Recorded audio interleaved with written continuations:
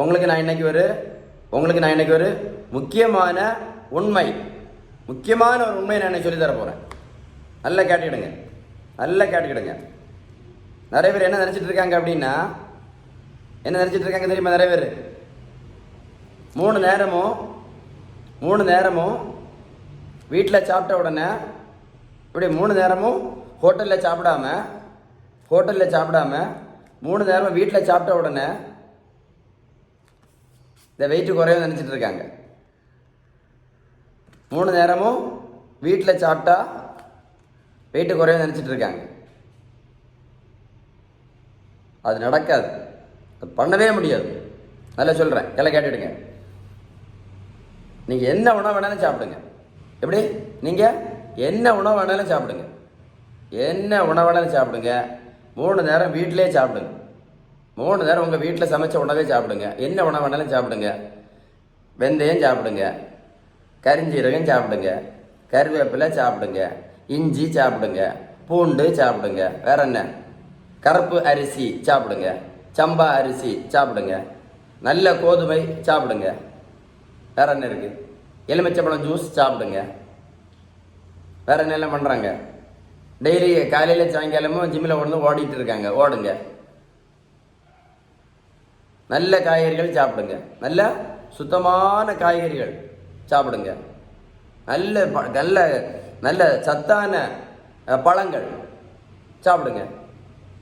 என்ன வேணாலும் சாப்பிடுங்க. என்ன சொன்னேன்? நீங்கள் 3 நேரம் வீட்டில் சாப்பிடுங்க. நான் சொன்னேன் என்ன வேணாலும் சாப்பிடுங்க. கருப்பரிசி சாப்பிடுங்க, சம்பா அரிசி சாப்பிடுங்க, நல்ல கோதுமை சாப்பிடுங்க.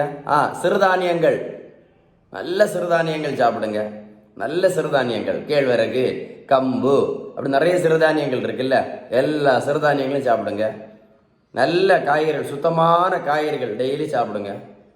நல்ல சுத்தமான பழங்கள் டெய்லி சாப்பிடுங்க. நீங்கள் என்ன சாப்பிட்டாலும் சரி. என்ன சொன்னேன்? நீங்கள் என்ன சாப்பிட்டாலும் சரி, நீங்கள் சாப்பிட்ற உணவில் உள்ள விகிதம், நீங்கள் சாப்பிட்ற உணவில் உள்ள இந்த விகிதம், நீங்கள் சாப்பிட்ற உணவில் உள்ள விகிதம் சரியாக இல்லைன்னா, நீங்கள் சாப்பிட்ற உணவில் உள்ள விகிதம் கரெக்டாக இல்லை அப்படின்னா, நீங்கள் சாப்பிட்டுட்டு இருக்கக்கூடிய எந்த மாத்திரையும் நீங்கள் நடத்த முடியாது. இந்த விகிதம் கரெக்டாக இல்லை அப்படின்னா, நீங்கள் சாப்பிட்டுட்டு இருக்கக்கூடிய எந்த மாத்திரையும் நீங்கள் நடத்த முடியாது. நீங்கள் போட்டுட்டு இருக்க இன்சுலினும் நடத்த முடியாது, முடியவே முடியாது. என்ன வேணாலும் நீங்கள் சாப்பிடுங்க. கருப்பரிசி, சம்பா அரிசி, கோதம்பு அரிசி, சிறுதானியங்கள், கேழ்வரகு கஞ்சி, நல்ல காய்கறிகள், நல்ல பழங்கள், வேற என்ன கரிஞ்சீரகம், வெந்தயம், ஜீரகம், வேற என்ன கருவேப்பிலை, நிறைய இருக்குல்ல. என்ன வேணாலும் நீங்கள் சாப்பிடுங்க. என்ன வேணாலும் சாப்பிடுங்க. 3 நேரம் உங்கள் வீட்டில் சமைச்ச உணவே சாப்பிடுங்க. என்ன சாப்பிட்டாலும் சரி, இந்த விகிதம், இந்த உணவுகளோட விகிதம் சரியாக இல்லை அப்படின்னா, நீங்கள் சாப்பிட்டுட்டு இருக்க எந்த மாத்திரையும் உங்களை நடத்த முடியாது. நீங்கள் போட்டுட்டு இருக்க இன்சுலினும் நடத்த முடியாது. அதே மாதிரி உங்கள் உடல் எடை, அதிக உடல் எடை நீங்கள் கண்டிப்பாக குறைக்க முடியாது, முடியவே முடியாது. அப்போ என்ன முக்கியம்? உணவில் விகிதம் தான் முக்கியம். விகிதம்னா என்ன சொல்லி தெரியுமா உங்களுக்கு? விகிதம்னா நல்லா கேட்டுக்கிடுங்க, நிறைய பேர் தெரியாது. இதுதான் முக்கியமான விஷயமே. விகிதம்னா என்ன அப்படின்னா, நம்ம காலையிலேருந்து ராத்திரி வரைக்கும் சாப்பிட்றோம்ல, நம்ம காலையிலேருந்து சாயங்காலம் உணவு சாப்பிட்றோம்ல, அந்த உணவில் உள்ள நல்ல கொழுப்பு சத்து, என்னது நல்ல கொழுப்பு சத்து, விட்டமின் சத்து, இனிப்பு பொருட்கள் சத்து, தாது பொருட்கள் சத்து, புரோட்டீன் சத்து, இது எல்லாமே சரியான விகிதத்தில் இருக்கணும். நல்ல கொழுப்பு, விட்டமின் சத்து, புரோட்டீன் சத்து, புரதச்சத்து, தாது பொருட்கள் சத்து, protein, fat, vitamins, minerals, carbohydrates. Protein, fat, vitamins, minerals, carbohydrates, இந்த 5மே நம்ம உடம்புக்கு ஏற்ற மாதிரி சரியான விகிதத்தில் இருந்தால் மட்டும்தான் என்ன பண்ண முடியும்? சுகர் மாத்திரையை நிறுத்த முடியும், ப்ரெஷர் மாத்திரையை நிறுத்த முடியும், கொலஸ்ட்ரால் மாத்திரையை நிறுத்த முடியும், தைராய்டு மாத்திரையை நிறுத்த முடியும், ஹார்மோன் மாத்திரைகள் நிறுத்த முடியும், பிசிஓடி குணமாகும், உடல் எடை அதிக உடல் எடை குறையும். இந்த விகிதத்தை நீங்கள் சரி பண்ண மாட்டேன் அப்படின்னா, உங்கள் உணவில் விகிதம் கரெக்டாக இல்லை அப்படின்னா, நீங்கள் சாப்பிட்ற உணவுல விகிதம் கரெக்டாக இல்லைன்னா நீங்கள் கருப்பரிசி சாப்பிட்டும் பிரயோஜனம் இல்லை, சம்பா அரிசி சாப்பிட்டும் பிரயோஜனம் இல்லை, கோதம்பு சாப்பிட்டும் பிரயோஜனம் இல்லை, சிறுதானியங்கள் சாப்பிட்டும் பிரயோஜனம் இல்லை, கேழ்வரகு சாப்பிட்டும் பிரயோஜனம் இல்லை, கம்பு சாப்பிட்டும் பிரயோஜனம் இல்லை. வேறு நிறைய சிறுதானியங்கள் இருக்குது, எதை சாப்பிட்டும் பிரயோஜனம் இல்லை. சுத்தமான காய்கறிகள் சாப்பிட்டும் பிரயோஜனம் இல்லை, சுத்தமான பழங்கள் சாப்பிட்டும் பிரயோஜனம் இல்லை, கறிவேப்பிலை சாப்பிட்டும் பிரயோஜனம் இல்லை, எலுமிச்சம்பழம் ஜூஸ் குடித்தும் பிரயோஜனம் இல்லை, பூண்டு சாப்பிட்டும் பிரயோஜனம் இல்லை, இஞ்சி சாப்பிட்டும் பிரயோஜனம் இல்லை, ஜீரக தண்ணி குடித்தும் பிரயோஜனம் இல்லை, சுடு தண்ணி குடித்தும் பிரயோஜனம் இல்லை. தெளிவாக சொல்லியிருக்கேன். நீங்கள் சாப்பிட்ற உணவில் உள்ள விகிதம் கரெக்டாக இருந்தால் மட்டும்தான் என்ன பண்ண முடியும், இந்த மாத்திரையெல்லாம் தூக்கி தூர போட முடியும். இந்த மாத்திரை என்ன பண்ணலாம், தூக்கி தூர போட்டுடலாம். நீங்கள் சாப்பிட்ற உணவில் விகிதம் கரெக்டாக இருந்தால் இந்த மாத்திரை தூக்கி தூர போட்டுடலாம், இன்சுலின் தூக்கி தூர போட்டுடலாம். போடலாமா? கரெக்டு தானே? நிறைய பேர் பாருங்கள் ஒல்லியாக இருப்பாங்க. அப்படி இருந்தாலும் சுகருக்கு மாத்திரை சாப்பிட்டுட்டு இருப்பாங்க. ஒல்லியாக இருப்பாங்க, ப்ரெஷருக்கு மாத்திரை சாப்பிட்டுட்டு இருப்பாங்க. யாருக்காவது நம்ம என்ன நினைப்போம், ஒல்லியாக இருந்தால் எப்படிங்க ப்ரெஷர் வரும், அப்படி தானே நினைப்போம் இல்லையா? என்ன முக்கியம், உணவில் விகிதம் கரெக்டாக இருந்தால் மட்டும்தான் நீங்கள் ப்ரெஷருக்கு மாத்திரை நடத்த முடியும். நிறைய பார்த்தீங்கன்னா ஒல்லியாக இருப்பாங்க, கொலஸ்ட்ராலுக்கு மாத்திரை சாப்பிட்டுட்டு இருப்பாங்க. கேள்விப்பட்டிருக்கீங்களா? ஒல்லியாக இருப்பாங்க ஆனால் கொலஸ்ட்ராலுக்கு மாத்திரை சாப்பிட்டுட்டு இருப்பாங்க. நம்ப முடியுது அவங்களா? இல்லை. இப்போ கொலஸ்ட்ரால் இல்லாமல் இருக்கணும், என்ன பண்ணணும்? உணவில் விகிதம் கரெக்டாக இருந்தால் தான் கொலஸ்ட்ரால் மாத்திரை நடத்த முடியும். பார்த்துருக்கீங்களா? கேள்விப்பட்டிருக்கீங்களா? ஒல்லியாக இருந்தவங்க எப்படி இவனுக்கு ஹார்ட் அட்டாக் வந்துச்சுன்னு சொல்லுவாங்க. ஒல்லியாக இருந்தான் எப்படி ஹார்ட் அட்டாக் வந்துச்சு அவனுக்கு? ஆமாம், ஒல்லியாக இருந்தால் எப்படி ஹார்ட் அட்டாக் வந்துச்சு, ஒல்லியாக இருந்தால் எப்படி பக்கவாதம் வந்துச்சு? எதுவுமே பிரயோஜனம் கிடையாது. நீங்கள் சாப்பிட்ற உணவில் உள்ள விகிதம் கரெக்டாக இருந்தால் மட்டும்தான் ப்ரெஷர் மாத்திரையும் நடத்த முடியும், கொலஸ்ட்ரால் மாத்திரையும் நடத்த முடியும், தைராய்டு மாத்திரையும் நடத்த முடியும், இன்சுலின் ஊசியும் நடத்த முடியும், சுகருக்கு மாத்திரையும் நடத்த முடியும், எல்லாம் நடத்த முடியும். ஸோ இந்த விகிதம் மறந்துடாதுங்க. சொல்கிறத ஒரு கூட சொல்கிறேன்னு நினைக்காதுங்க. நிறைய பேர் இந்த விகிதத்துக்கு தெரியாமல் சும்மா கருப்பரிசி, சோப்பரிசி, சிறுதானியங்கள், சுத்தமான கோதுமை, சுத்தமான காய்கறிகள், சுத்தமான பழங்கள், கருவேப்பிலை, கருஞ்சீரகம். என்னது? கருஞ்சீரகம் பெரிய ஃபேஷன் இப்போ. ஜீரகம் இதெல்லாம் சாப்பிட்டுட்டு இருக்காங்க. எந்த பிரயோஜனம் கிடையாது, எந்த யூஸுமே கிடையாது.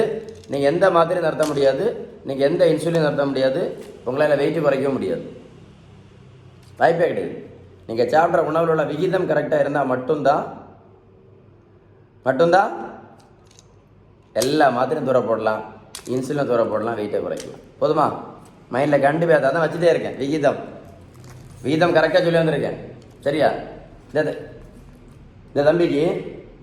இந்த தம்பிக்கு வயசு வந்து 11 வயசு. எத்தனை வயசு? 11 வயசு. பாருங்க, 140 கிலோவிலேருந்து 70 கிலோ வெயிட் குறைச்சிருக்கேன். 140 கிலோவிலேருந்து 70 கிலோ, மொத்தம் 70 கிலோ வெயிட் குறைச்சிருக்கேன். எப்படி குறைச்சேன் சொல்லுங்கள்? எப்படி குறைச்சேன்னு சொல்லுங்கள். எப்படி குறைச்சேன் சொல்லுங்கள்? மொத்தம் 70 கிலோ வெயிட் குறைச்சிருக்கேன். எப்படி குறைச்சேன் சொல்லுங்கள் சார்? கருப்பரிசி சாப்பிட்ட உடனே வெயிட் குறையுமா? சொல்லுங்கள். கருப்பரிசி சாப்பிட்டா 70 கிலோ குறைக்க முடியுமா? வெறும் கருப்பரிசி மட்டும் சாப்பிட்டுட்டு இருந்தா, வெறும் சிறுதானியம் மட்டும் சாப்பிட்டுட்டு இருந்தால் 70 கிலோ குறைக்க முடியுமா? நல்ல காய்கறிகள் மட்டும் சாப்பிட்டா 70 கிலோ வெயிட் குறைக்க முடியுமா? சொல்லுங்கள். நல்ல பழங்கள் சாப்பிட்டுட்டு இருந்தால் 70 கிலோ குறைக்க முடியுமா? சொல்லுங்கள். கருஞ்சீரகம் தான் இப்போ பயங்கர ஃபேஷன். இப்போது கருஞ்சீரகம் சாப்பிட்டா 70 கிலோ குறைக்க முடியுமா? சொல்லுங்கள். கருவேப்பிலை சாப்பிட்டா 70 கிலோ குறைக்க முடியுமா? கருவேப்பிலை சொல்லுங்கள் சார், நல்லா யோசிச்சுக்கிடுங்க. சுடு தண்ணி குடித்த உடனே 70 கிலோ குறையுமா? சொல்லுங்கள். சுடு தண்ணி குடித்த உடனே 70 கிலோ குறையுமா? சிறுதானியம் கஞ்சி, கேழ்வரகு கஞ்சி, கம்பு கஞ்சி, இதெல்லாம் வரும் கஞ்சி மட்டும் குடிச்சா 70 கிலோ குறைக்க முடியுமா? கொஞ்சம் யோசிங்க, கொஞ்சம் யோசித்து பாருங்க. கேழ்வரகு கஞ்சி, கம்பு கஞ்சி குடிச்சா 70 கிலோ வெயிட் குறைக்க முடியுமான்னு கேட்டேன். கொஞ்சம் யோசித்து பாருங்க சார். 70 கிலோ குறைக்க முடியுமா? அப்போ என்ன முக்கியம் சொல்லுங்க, என்ன முக்கியம் சொல்லுங்க? விகிதம், உணவோட விகிதம் முக்கியம். இந்த விகிதம் சரி பண்ணாமல் இந்த விகிதத்தை, உணவோட விகிதத்தை கடைபிடிக்காமல்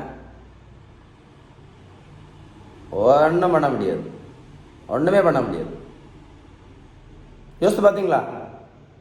கருப்பரிசி சாப்பிட்டு வீட்டுக்கு குறைக்க 70 கிலோ குறைக்க முடியுமா? சம்பா அரிசி சாப்பிட்டு 70 கிலோ குறைக்க முடியுமா? சோப்பு அரிசி சாப்பிட்டு 70 கிலோ குறைக்க முடியுமா? பழைய சோறு சாப்பிட்டு 70 கிலோ குறைக்க முடியுமா? சொல்லுங்க, பழைய சோறு சாப்பிட்டு 70 கிலோ குறைக்க முடியுமா? சுத்தமான காய்கறிகள் மட்டும் சாப்பிட்டு 70 கிலோ குறைக்க முடியுமா? 70 கிலோ குறைக்க முடியுமா? முடியுமா? அப்போ என்ன முக்கியம்? விகிதம். நம்ம உணவில் சொல்ல விகிதம் கரெக்டாக இருந்தால் மட்டும்தான் இந்த 70 கிலோயை குறைக்க முடியும். சரிதானே? இந்த தம்பி கரெக்டாக இல்லை 11ஆம் கிளாஸ் 11th ஸ்டாண்டர்ட் படிச்சுட்டு இருக்க தம்பி 140 கிலோலேருந்து 70 கிலோ குறைச்சிருக்கேன். மொத்தம் 70 கிலோ. எப்படி? வேறு ஒரு மந்திரமும் கிடையாது, ஒரு மந்திரமும் நான் பண்ணலை, ஒரு மந்திரமும் பண்ணலை. புரோட்டீன் பவுடரை சாப்பிட்டு 70 கிலோ குறைக்க முடியுமா? நிறைய பேர் புரோட்டீன் பவுடர் சாப்பிட்டுட்டு இருக்காங்க. புரோட்டீன் பவுடர் சாப்பிட்டு 70 கிலோ குறைக்க முடியுமா? சொல்லுங்கள். நிறைய பேர் வெயிட்டு குறைக்க புரோட்டீன் பவுடர் சாப்பிட்றாங்க, குறைக்க முடியுமா 70 கிலோ? சொல்லுங்கள் சார். நிறைய பேர் மாத்திரை சாப்பிட்டுட்டு இருக்காங்க, வெயிட்டு குறைக்க 70 கிலோ வெயிட்டு குறைக்க முடியுமா மாத்திரை சாப்பிட்டு? சொல்லுங்கள். மாத்திரை சாப்பிட்டு 70 கிலோ குறைக்க முடியுமா? சொல்லுங்கள் சார். மாத்திரை சாப்பிட்டு 70 கிலோ குறைக்க முடியுமா? நிறைய பேர் ஜூஸ் குடிச்சிட்டு இருக்காங்க, ஜூஸ் குடிச்சு 70 கிலோ வெயிட்டு குறைக்க முடியுமா? சொல்லுங்கள், சொல்லுங்கள் சார். ஜூஸ் குடிச்சு 70 கிலோ குறைக்க முடியுமா? சொல்லுங்கள், சொல்லுங்கள். புரோட்டீன் பவுடரு குடிச்சு 70 கிலோ குறைக்க முடியுமா? மாத்திரை சாப்பிட்டு 70 கிலோ குறைக்க முடியுமா? ஜூஸ் குடிச்சு 70 கிலோ குறைக்க முடியுமா? சொல்லுங்கள். டெய்லி காலையில் 5 கிலோமீட்டர் நடைபயிற்சி பண்ணால் 70 கிலோ குறைக்க முடியுமா? சொல்லுங்கள் சார். டெய்லி காலையில் 5 கிலோமீட்டர் நடைபயிற்சி பண்ணால் இந்த 70 கிலோ குறைக்க முடியுமா? சொல்லுங்கள், சொல்லுமா 70 கிலோ குறைக்க முடியுமா? நல்லா யோசிங்க. நார்மலாக யோசித்தாலே உங்களுக்கே பதில் கிடைக்கும். ஸோ என்ன முக்கியம்? நம்ம வீட்டில் சாப்பிட்ற உணவில் உள்ள விகிதம் முக்கியம். சரிதானே? மைண்டில் வச்சுக்கிடுங்க, என்ன நல்லா ஞாபகம் வச்சுக்கிடுங்க. ஸோ உங்களுக்கு என்கிட்ட இருந்து உணவு சீட்டு, டயட் பிளான், என்னோடய உணவு சீட்டு நான் வேறு எதுவுமே கொடுக்குறேன். நீங்கள் வீட்டில் சாப்பிட்ற உணவு மட்டும்தான், நீங்கள் சாப்பிட்ற உணவுகள் மட்டும்தான், நீங்கள் வீட்டில் சமைச்சு சாப்பிடக்கூடிய உணவுகள், நீங்கள் தினந்தோறும் உங்கள் வீட்டில் நீங்கள் சமைக்கிற உணவுகள் மட்டும்தான். ஆனால் அந்த உணவில் நான் என்ன பண்ணுவேன் அப்படின்னா, அந்த லிஸ்ட்டில் விகிதம் கரெக்டாக போட்டு தருவேன். விகிதம் கரெக்டாக போட்டு தருவேன். நீங்கள் காலையில் என்ன சாப்பிடணும், இப்படி நீங்கள் காலையில் என்ன சாப்பிடணும், மத்தியானம் என்ன சாப்பிடணும், ராத்திரி என்ன சாப்பிடணும், அவ்வளோதான். நீங்கள் காலையில் என்ன சாப்பிடணும், மத்தியானம் என்ன சாப்பிடணும், நைட் என்ன சாப்பிடணும், லிஸ்ட்டு மட்டும் போட்டு உங்களுக்கு அனுப்பி கொடுப்பேன். அவ்வளோதான். எல்லா 15 நாளைக்கு ஒரு முறை, எல்லா 15 நாளைக்கு ஒரு முறை, எல்லா 15 நாளைக்கு ஒரு முறை அந்த லிஸ்ட்டை மாற்றி மாற்றி தந்துக்கிட்டே இருப்பேன். அந்த லிஸ்ட்டை சேஞ்ச் பண்ணி தந்துக்கிட்டே இருப்பேன்.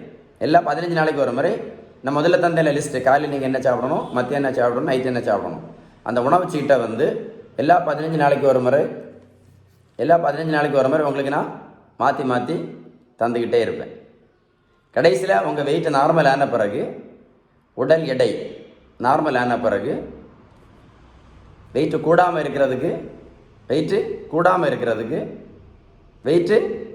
இருக்கிறதுக்கு மெயின்டெனன்ஸ் டயட் சார்ட், ஃபைனல் அவர் சார்ட் போட்டு கொடுப்பேன்.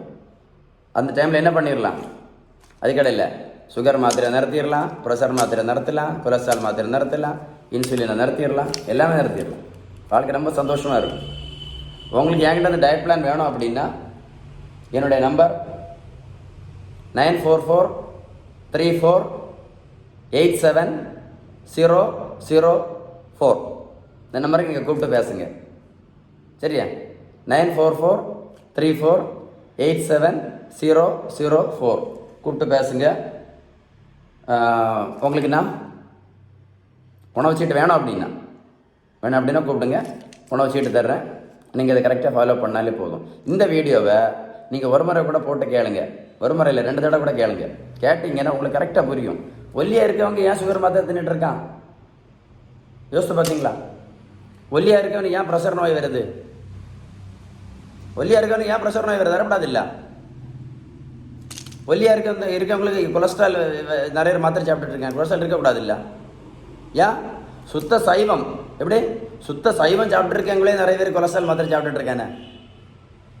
சுத்த சைவம் அவங்களே நிறைய பேர் கொலஸ்ட்ரால் மாத்திரை சாப்பிட்டுட்டு இருக்காங்க. யோசித்து பார்த்தீங்களா? ஒல்லியாக இருக்கவங்க ஏன் ப்ரெஷர் மாத்திரை சாப்பிட்றாங்க? சாப்பிடக்கூடாது இல்லை, வரக்கூடாது இல்லை? ஒல்லியாக இருக்கவங்களுக்கே ப்ரெஷர் வருது இல்லை? ஏன்? ஒல்லியாக இருக்கவங்களுக்கு ஏன் கொலஸ்ட்ரால் வருது? வரக்கூடாது இல்லை? சுத்த சைவம் சாப்பிடக்கூடாது, கொலஸ்ட்ராலே வரக்கூடாது இல்லை? அப்போ என்ன முக்கியம் உணவில்? விகிதம். ஸோ அந்த விகிதத்தை மைண்டில் வச்சுக்கிடுங்க. இன்னைக்கு விகிதத்தை கரெக்டாக கடைபிடிச்சிங்கன்னா நீங்கள் சாப்பிட்டுட்டு இருக்கக்கூடிய எல்லா மாத்திரையும் என்ன பண்ணலாம்? நிரந்தரமாக நிறுத்தலாம். என்ன சொன்னேன்? நிரந்தரமாக நிறுத்தலாம். போட்டுட்ருக்க இன்சுலினை தூக்கி தூர போட்டுடலாம். Stay tune with doctor. என் பேர் சொல்லுங்கள், Sheban, SHEBAN. Okay, stay tune.